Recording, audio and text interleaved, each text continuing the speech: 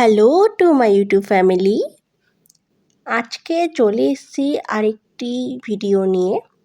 যে ভিডিওটা হলো যে আমি যে শান্তিনিকেতন বেড়াতে গেছিলাম, সেটা আমি কোন হোটেলে ছিলাম, সেটা রুম কীরকম ছিল সেটা নিয়ে। বোলপুর শান্তিনিকেতন থেকে প্রায় টোটোতে 15 মিনিট লাগে, আর প্রান্তিক স্টেশন থেকে হয়তো মিনিট 5। রুমটা তোমরা দেখতে পাচ্ছ, পুরো নিট ক্লিন, আর এত বড় একটা খাট, ডাবল বেড, বাট সেখানে আরামসে 3 জন হয়ে যাবে।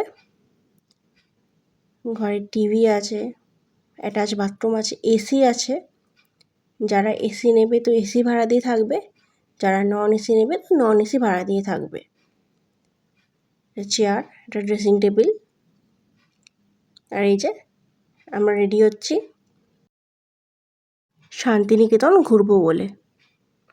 এটার ভিডিও অলরেডি আমার চ্যানেলে আছে, তো তোমরা গিয়ে দেখে নিও। এবার আমি তোমাদের সাথে কিছু বলবো যে এই দিয়া হোমস্টে ছাড়াও তোমরা আর কোথায় কোথায় যেতে পারো। এখানে তো নাম্বার আমি দিয়েই দিয়েছি দিয়া হোমস্টে, আর বাকি কিছু কিছু আমি হোটেলে তোমাদের হাতে নাম্বার আর কার্ড শেয়ার করছি, দেখে নাও। আই হোপ এই ভিডিওটা তোমাদের অনেক হেল্প করবে।